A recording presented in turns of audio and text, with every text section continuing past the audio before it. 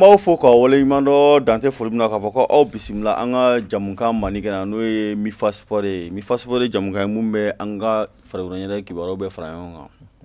An tɛ sɛgɛn o foli la k'a fɔ ko nin jamukan in aw bɛ se k'a lajɛ Ondu TV ni Mifa Production ka page sanfɛla la. Bi n kelen tɛ yan nɔ ni n baarakɛɲɔgɔn bɛ ɲɔgɔn bolo n'o ye Sɛki Buwadari Magasuba ye. Magasuba somɔgɔw. Baasi foyi tɛ yɛrɛ baasi foyi tɛ la. Alhamdulillah. Foli ka di kanubagaw ma. An bɛ an filɛlibagaw bɛɛ fo. Fɛn fɛn tulo b'an na u k'u sigi nin ye farikolo ɲɛnajɛ kɛnɛ nin y'ale sigitɔ ye. D'accord. Bi bi in na Magasuba an ka bi programme kɔnɔna la. Mali ka match amical an bɛ don an ka programme kɔnɔna la. Mali ka match amical Algérie. Mali contre Algérie match amical don badenya balontan. Kosɛbɛ. O bɛ kɛ an bɛ n'o ɲɛfɔ mɔgɔw ye. Championnat national an bɛna o da mɔgɔw tulo kan.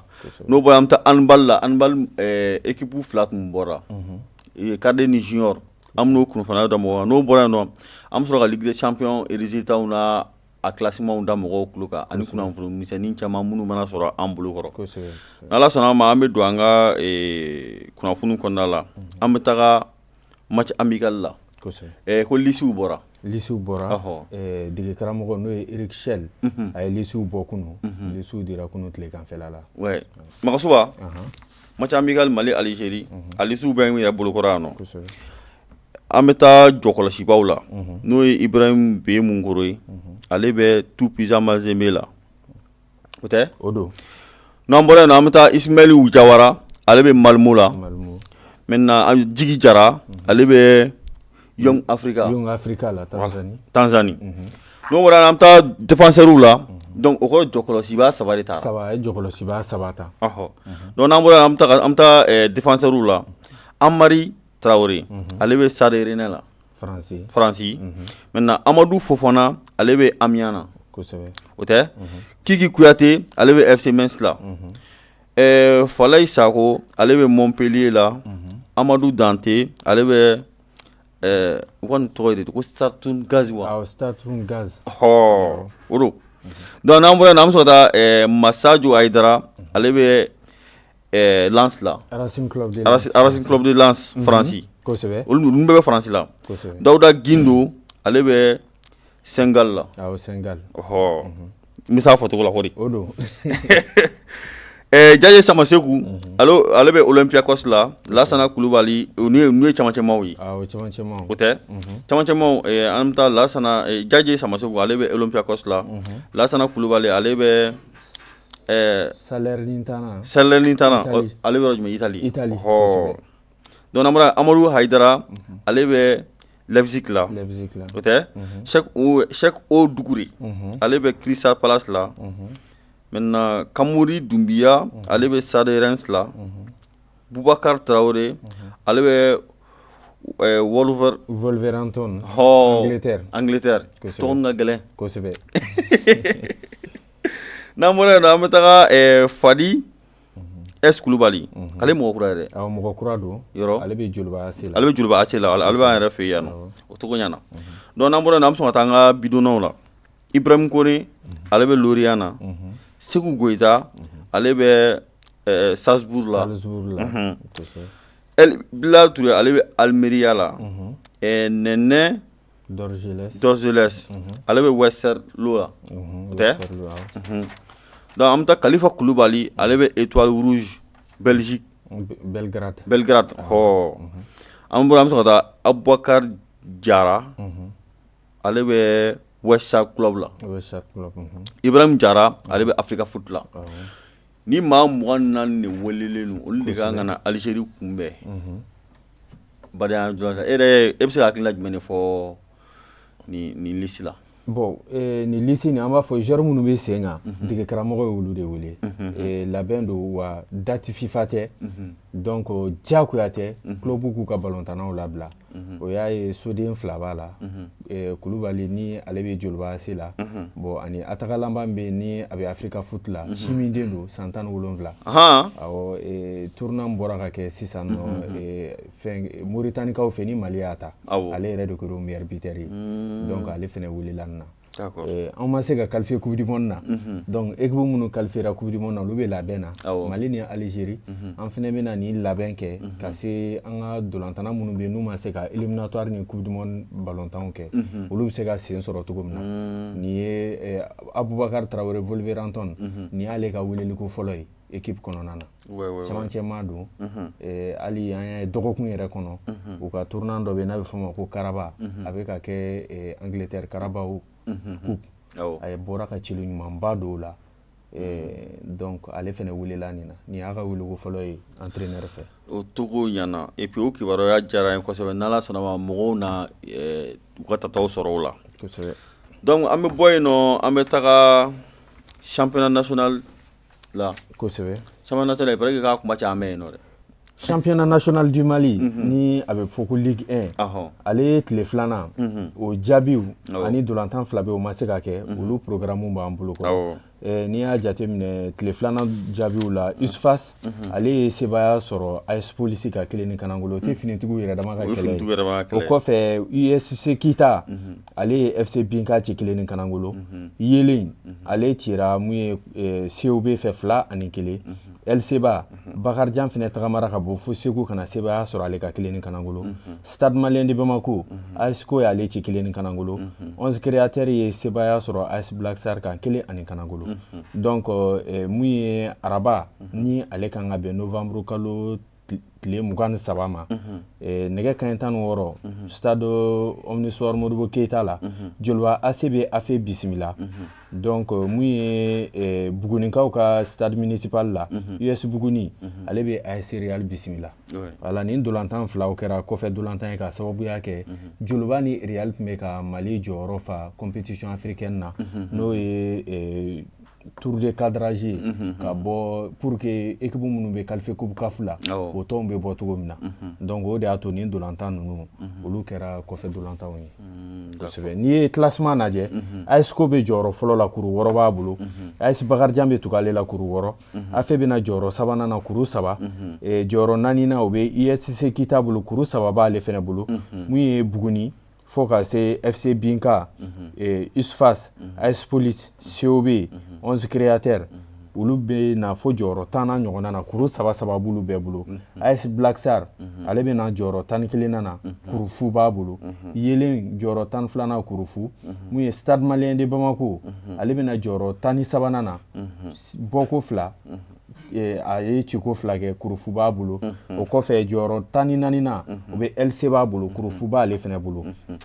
Nin classement na Joliba bɛna jɔyɔrɔ 15nan na ani AS Real jɔyɔrɔ 16nan tile 2 kɔfɛ olu ma dolantan foyi kɛ. O ma match kɛ donc u ka match 2 bɛ kɔfɛ. Voilà o de b'a to classement na olu ma jate kosɛbɛ. D'accord n'an bɔra na an bɛ taa o ka 3e journée programme o bɛ n bolo kɔrɔ yan nɔ. Donc o tɛmɛna kunun jumadon donc AFE ale ni ASCO olu ye fu ni fu kɛ 2 ni bi. Donc n'Ala sɔnna a ma championnat o bɛna continuer ni samedi in na novembre kalo tile 12 nɛgɛ ɲɛ 16 stade Modibo Keita la USFAS ni Yelen olu bɛ ɲɔgɔn sɔrɔ nɛgɛ ɲɛ 16 o mana bɔ yen nɔ 18h wagati AS Police ni COB olu bɛ ɲɔgɔn sɔrɔ o tɛ stade municipal Barawuli o tɛ AS Bakarijan ale ni AS Black Star bɛ ɲɔgɔn sɔrɔ 15h45 o tɛ stade municipal de Buguni a 15h45 US Buguni ni US Kita olu bɛ ɲɔgɔn sɔrɔ. Kosɛbɛ. Dimanche don kalo tile 13 novembre kalo tile 13 stade Modibo Keita la yan nɔ AS Real ni FC Binga olu bɛ ɲɔgɔn sɔrɔ nɛgɛ kaɲɛ 16 la. O mana bɔ yen nɔ nɛgɛ kaɲɛ 18 LCBA ni 11 créateurs olu bɛ ɲɔgɔn sɔrɔ. Donc tɛnɛn don n'o ye novembre kalo tile 14 stade Modibo Keita la toujours Joliba AC ale ni Stade Malien bɛ ɲɔgɔn sɔrɔ. O fana t'an ka classique ye. An ka classique ye Joliba ni Stade Malien. An b'a fɔ nin tɔn 2 ninnu na stade ye bɔko 2 kɛ dasiko 2. Bon Joliba ale tun bɛ compétition africaine na ale ma match tan fɔlɔ nin bɛna kɛ ale yɛrɛ ka match fɔlɔ ye a bɛna match min sɔrɔ ka kɛ. Bon an b'a dɔn kɔni stade Joliba stade match ɲɔgɔn tɛ. Nin bɛ sen kan o t'a la nin bɛ mi-forme na o t'a la équipe 2 nin n'u ye ɲɔgɔn sɔrɔ a ballon bɛ tan a bɛ gɛlɛya. I b'a dɔn mun ye ballon in diya ne ye c'est à dire souvent hali ni équipe tɛ forme na i bɛ taa sɔrɔ stade yɛrɛ mouvement bɛ kɛ stade yɛrɛ terrain bɛ fa et puis on dirait que mɔgɔ min ka supporter mana caya olu de bɛ gagner olu de bɛ gagner a bɛ ten tɔ c'est pour que supporter ninnu n'i ye Mali ballontan yɛrɛ lajɛ bɛɛ tilalen don nin tɔn fila de ni ɲɔgɔn cɛ i mana taga Mali yɔrɔ o yɔrɔ ni mun tɛ stade supporter ye i b'a sɔrɔ o ye joliba supporter bon i ye mun fɔ supporter olu jɔyɔrɔ ka bon kosɛbɛ terrain kɔnɔna na o de b'a to a match yɛrɛ dɔw fo mankan bɛ bɔ a la tuma dɔw la parce que match ni fanga ka bon kosɛbɛ. D'accord, ouais, dans ce cas, Ligue des Champions. Ligue 1, an ka championnat. Ligue 1, Mali championnat. O dans ce cas-là. N'o bɔra yen nɔ Magasuba an bɛ taa handball bunangu kan. I bɛ handball dɔn? Handball n bɛ dɔɔnin dɔn a la. I bɛ dɔɔnin dɔn a la. Handball Mali tun taara an représenter. Am ta représenter Guinée Conakry n'o ye challenge trophée U18 et U20 c'est-à-dire chimidenw ka fɛngɛ mais Mali y'a ka départ kɛ yan nɔ le 22 octobre Stade Modibo Konate la u ɲɛminɛbaga tun ye secrétaire général fédération secrétaire général n'o ye Amadou Maïga ye donc junior tun ye cɛden 14 cadet tun ye cɛden 12 parce que ni handball yɛrɛ ta k'a lajɛ i t'a sɔrɔ mɔgɔ 7 de bɛ jouer kɔnɔna la gardien b'a kɛ 7nan ye mɔgɔ 6 bɛ jouer handball bɛ jouer ten tɔ de donc i t'a sɔrɔ fɛngɛ bɛ yen nɔ demi bɛ yen nɔ latéral fila b'a bolo a n'a ka aile n'a ka pivot u bɛ jouer ten tɔ donc o mɔgɔ 6 de ye donc gardien b'a kɛ 7nan ye voilà donc an taara cadeau ka entraîneur o tun ye Bayi Sinanta ye a entraîneur filanan tun ye Modibo Kumare. Donc entraîneur junior entraîneur o tun ye Tiga Woderago ye entraîneur filanan tun ye Mamadou Traoré voilà donc u y'u ka premier match gagné premier match Mali ni Sierra Leone de y'a da ɲɔgɔn tigɛ maintenant Sierra Leone ye Mali ci cadeau fan fɛ o kɛra cadeau fan fɛ o kɛra 31 Sierra Leone ye 38 don donc deuxième match Mali ni Guinée Bissau jira an fana Guinée Bissau ci 37-25 an bɛ se olu fana la donc n'an taara junior kunda sisan nɔ Mali kɔni y'a ka bɔli bɛɛ gagné o la Mali ye Gambie ci 34-32 bɔgɔ fɔlɔ la bɔgɔ filanan na Mali ye Guinée Bissau ci 39-23 an bɛ se olu fana la donc u ka segili kɛra sa tɛnɛnjan tɛmɛnen n'o ye u donna lundi sufɛla fɛ vers 20h donc délégation y'u kunbɛn u ɲuman sera yan nɔ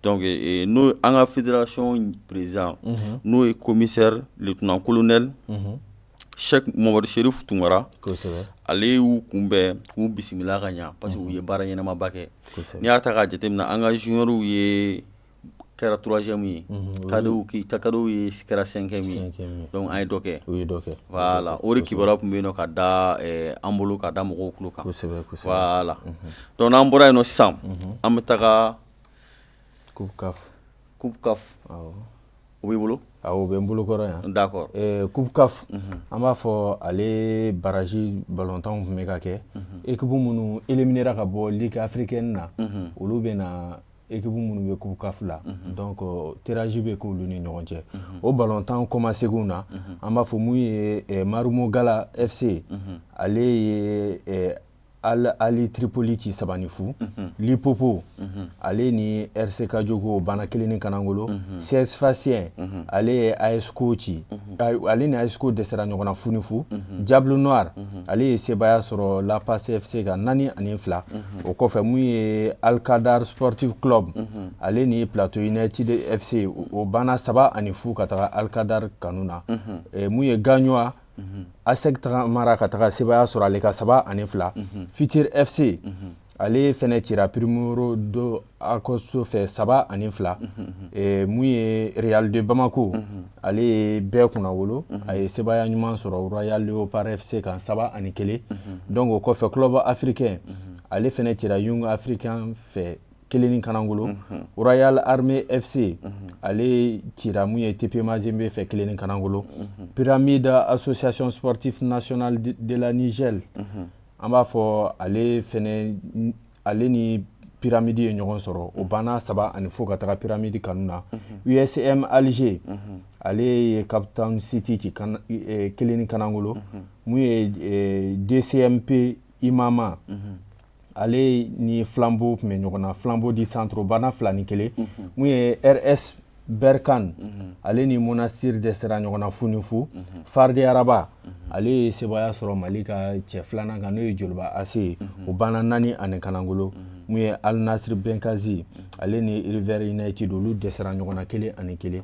An b'a fɔ Mali ka tɔn kelen dɔrɔn ale de sera ka don phase de groupe la n'o ye AS Real de Bamako. Donc olu ka sebaya Royal Leopard FC ka 3-1 o bɛ kɛ sababu ye Real ale bɛ qualifié. Joliba Ase ale ma se ka garizɛgɛ sɔrɔ nin na, ale bɔra Ligue des Champions na tour de cadrage a éliminé o fɛnɛ la. Ale yɛrɛ mun kɛra Mali champion ye n'a ye doublé kɛ salon. An b'a fɔ compétition africaine na Joliba ma se ka jɔyɔrɔ ɲɛnama sɔrɔ o la. O ma ɲa. A ma ɲa. Donc an b'a f'u ye u ka baara kɛ siɲɛ wɛrɛ. Baara don. N'Ala sɔnna a ma a bɛ ɲa. O tɛ? O don. Donc o b'an don Ligue des Champions kɔnɔna la. Europe. Liga. O bɛ e bolokɔrɔ. Liga bɛ ne bolokɔrɔ. Liga bɛ e bolokɔrɔ. N'an taara Ligue des Champions européenne na, an bɛ taa Liga ta. Liga. Donc 14e journée. Girona ye 2-1 kɛ Elche la. Elche la. Donc Atletico Bilbao ni Valladolid. Donc Atletico Bilbao ye 3-0 k'olu la. Donc Osasuna ni Barcelone.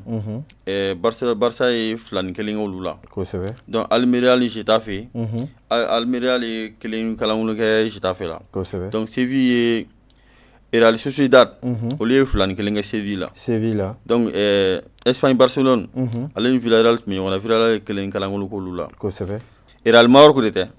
Ale ni Atletico Madrid. Atletico olu ye 1 kalangolo kɛ Atletico Madrid la. Kosɛbɛ. To jugara dɛ. Kosɛbɛ. An bɛ bɔ yen, an bɛ taa Celta Vigo ni Rayo Vallecano. Vallecano de don. Tɔgɔ ka gɛlɛn. U ka tɔgɔ ale ni Celta Vigo. Olu ni Celta Vigo olu ye fɛngɛ kɛ. Filani bi kɛ. Donc Valence ni Betis Séville. Valence ye 3-0 kɛ Betis Séville la. Kosɛbɛ. Donc Real Madrid ale ye 2-1 kɛ Cadiz la. Cadiz la kosɛbɛ.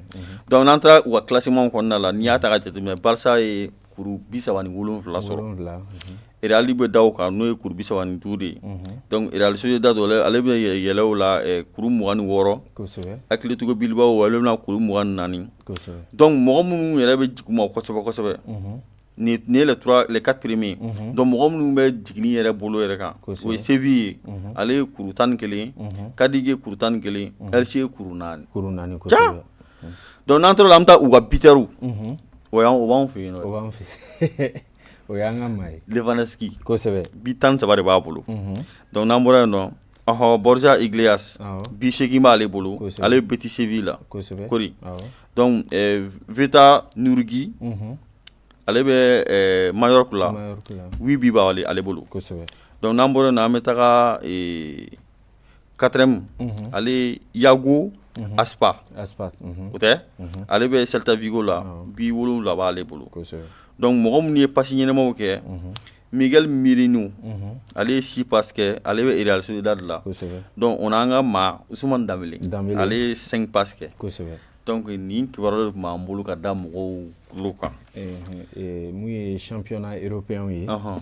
N'an tora Europe, Ligue des Champions ale tirage kɛra tɔn minnu kan ka ɲɔgɔn sɔrɔ. RB Leipzig ale ni Manchester City kan ka ɲɔgɔn sɔrɔ. O kɔfɛ Club Brugge ale ni Benfica olu bɛnna. Liverpool ale ni Real Madrid bɛnna. O ye a ye kelen bɛ taa so. Kelen bɛ taga so.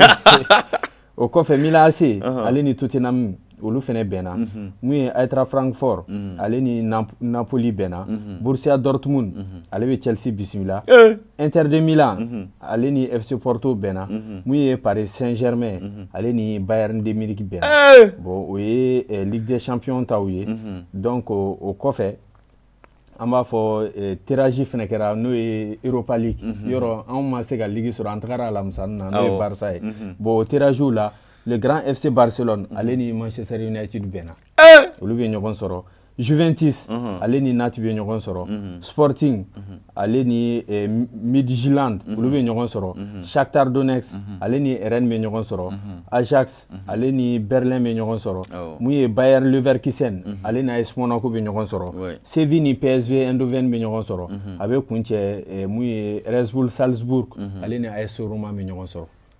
Donc o ye Ligue des Champions ni Europa League kunnafoniw ye an b'a fɔ nin tirage ninnu chauffera kosɛbɛ parce que Paris ni Bayern bɛ ɲɔgɔn sɔrɔ Paris Saint-Germain Bayern Real Madrid Liverpool kosɛbɛ non ni na u bɛ fɛ ka Espagnol bɛɛ de bɔ a la a ko compliqué ra a gɛlɛyara dɔɔni kunnafoni wɛrɛ bɛ yen nɔ Magasuba kunnafoni min bɛ yen nɔ o ye kuma anw yɛrɛ ka cɛden kan ni a tɔgɔ ye Boubacar Traoré ni mɔgɔw hakili b'a la Mali bɔra ka Coupe d'Afrique junior min ta Sénégal kan Mali ka finale bi ale de y'a don donc o kɔfɛ a tagara Faransi tɔn na n'o tɔgɔ ye Metz FC Metz Boubacar Traoré nin wagati in na a bɛ ka dahirimɛ ɲini tɔn na n'o ye Wolverhampton ale ye anglais ka tɔn ye donc u ka dolantan dɔ bɛ yen nɔ n'a bɛ f'a ma ko Carabao Cup dolantan nin bɛ kɛ Angleterre a y'a ka celu fɔlɔ sɔrɔ ka don tɔn nin fɛ u ye sebaya ɲuman sɔrɔ Leeds United kan a banna 1 ni kanangolo an b'a fɔ mɔgɔw ka Bini ɲini a ye Bini cɛ ɲana kojugu an b'a da lamɛnbaaw tulo kan k'a fɔ ko u ka u bi an ka jangow la ɲɔgɔn fɛ.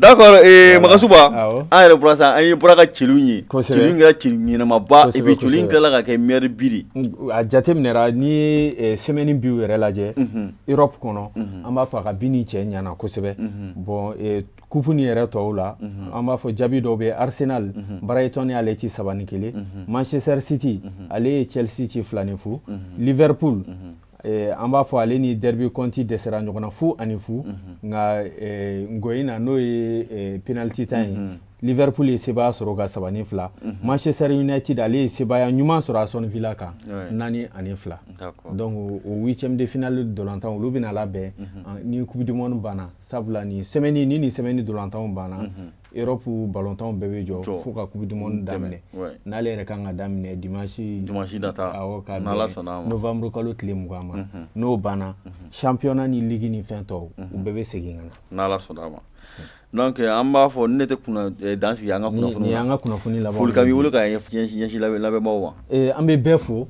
Mali ye jamana ye farikolo ɲɛnajɛ ka di jamana mun ye kɛrɛnkɛrɛnnenya Mali supporters cɛ sirilen don an bɛ foli d'u ma an b'a fɔ AS Real ɲɛna ko félicitations k'a fɔ joliba supporters ni dirigeants ye du courage hali bi u ka cɛ siri ka baaraw kɛ an jigi b'u kan an ka laɲini ye an ka tɔnw bɛ se ka don ligue kɔnɔ cogo min na nka o fana tɛ taga baara kɔ an dalen don a la n'u y'u cɛ siri n'Ala sɔnna ma an bɛ ɲɛ sɔrɔ ko n'Ala sɔnna ma donc an bɛ foli di bɛɛ lajɛlen ma k'a fɔ ko an ka dibila baara kɛbagaw n'o ye Musafu Jara ale tun bɛ régie la Kansutu Jarama ale ni Fatimu Wasabu olu tun bɛ an ka caméraw la ka ko bɛɛ fɛngɛ o bɛ di AC ma donc an bɛ foli di bɛɛ lajɛlen ma ko ne bɛ dansigi an ka bi kunnafoni na donc an b'aw fo ka waleɲuman dɔn k'a fɔ k'aw k'an bɛn diɲɛ waati wɛrɛ